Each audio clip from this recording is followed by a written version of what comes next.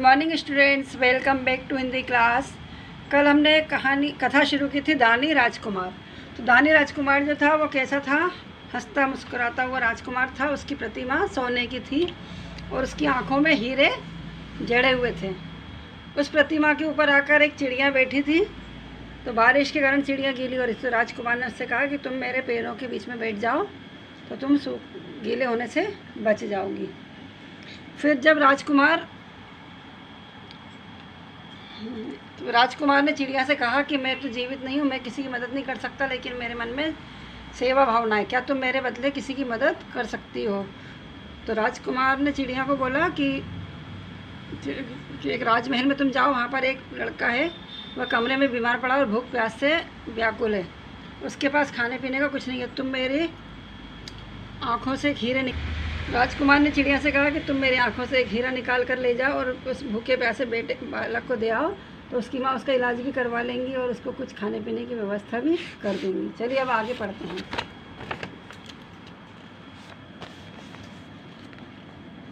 चिड़िया बोली, नहीं नहीं, मैं उस लड़के के लिए कभी नहीं जाऊंगी। चिड़िया ने क्या बोला? नहीं, मैं कभी नहीं जाऊंगी। जानते हो, पिछले साल जब मैं नदी पार कर रही थी तो कुछ शैतान लड़कों ने मुझे पत्थर मारे थे। तो चिड़िया एक बार क्या हो रहा था, नदी पार करके जा रही थी तो कुछ बच्चों ने उसको पत्थर मार दिए थे, इसलिए वह उस लड़के की मदद करने के लिए मना कर रही थी। चिड़िया की बात सुनकर राजकुमार उदास हो गया। राजकुमार को दुखी देख चिड़िया ने उसकी बात मान ली। चिड़िया की जब बात सुनी तो राजकुमार क्या हो गया? सुस्त पड़ गया।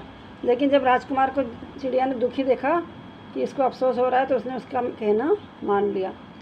उसने अपनी चोंच से कुरेद कर कुछ हीरे निकाल लिए और तेज़ी से उड़ती हुई वह राजमहल के पास गई और वे हीरे सेवक के उस छोटे से कमरे में गिरा दिए। तो चिड़िया ने क्या किया? अपनी चोंच से हीरे निकाले राजकुमार के आंखों से और ले जाके राजमहल के कमरे में पटक दिए। अपने कमरे में चमकते हीरे पाकर औरत बहुत प्रसन्न हुई और अपने बेटे के लिए दवा और खाना लेने बाहर चली गई। उस महिला ने इस कमरे में देखा कि कोई हीरा आया गिरा है, तो वह उसको देख के बहुत खुश हो गई और अपने बेटे के लिए दवाई और खाना लेने बाहर चली गई। चिड़िया वापस राजकुमार के पास आकर बोली, अब मैं चलती हूँ। चिड़िया उसकी मदद करके आ गई थी, हीरा पटक के आ गई थी उसके कमरे में। तो फिर चिड़िया ने राजकुमार के पास वापस लौटी। उसने कहा, अब मैं जा रही हूँ। राजकुमार बोला, चिड़िया चिड़िया, मेरी खातिर एक रात और रुक जाओ। चिड़िया रुक गई। राजकुमार ने चिड़िया को रोका कि मेरे कारण एक रात और रुक जाओ। उसके कहने से चिड़िया वहीं पर रुक गई। अगले दिन राजकुमार ने कहा, शहर से बाहर एक गरीब नाटककार रहता है, वह भूख प्यास से बेचैन है। नाटककार मतलब क्या होता है? जो नाटक करते हैं उनको क्या बोलते हैं? नाटककार। तो चिड़िया से राजकुमार ने कहा कि शहर के बाहर, जहाँ उसकी मूर्ति लगी थी, उस शहर के बाहर एक नाटककार रहता है, वह भी भूखा प्यासा है। मैं नहीं चाहता कि वह भूख से तंग आकर अपनी कला छोड़ दे। जब उसकी भूख लगेगी तो उसका काम में मन नहीं लगेगा। तो राजकुमार कहता है कि मैं ऐसा नहीं चाहता हूँ कि उसको भूख लगे और वो अपना काम करना छोड़ दे।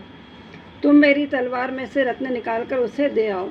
अब राजकुमार ने क्या कहा? इस बार क्या करो, तुम मेरी तलवार में से रत्न मतलब हीरे निकालो और उस कलाकार को, नाटककार को दे आओ।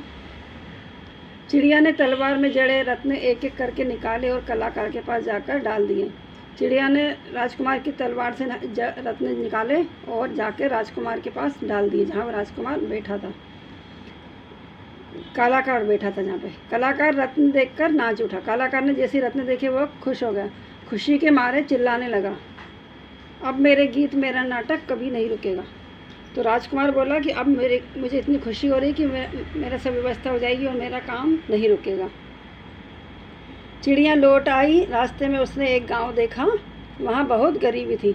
चिड़िया वापस अपने रास्ते जाने लगी तो उसने रास्ते में देखा कि बहुत गरीबी वाला एक गांव है। उसने आकर राजकुमार को उस गांव का हाल सुनाया। चिड़िया वहाँ से फिर गई और राजकुमार के पास पहुँची और उसने अपनी हालचाल राजकुमार को बताए। राजकुमार बोला, मेरे वस्त्र सोने की परतों से बने हैं, इन परतों को उतारकर गाँव के घरों में डाल आओ, बेचारे कुछ दिन तो पेट भर खा लेंगे। तो राजकुमार ने चिड़िया से कहा कि मेरे जो वस्त्र हैं ये क्या है? इससे सोने की परतें, मतलब सोना लगा हुआ है मेरे कपड़ों का, तो इनको कपड़ों में से निकाल कर इन परतों को निकालो और गांव में डालाओ, तो गांव में जिन जिन को मिलेगा वो भर पेट खाना पीना खा लेंगे। अब आगे की कहानी हम कल पढ़ेंगे। Thank you, have a good day.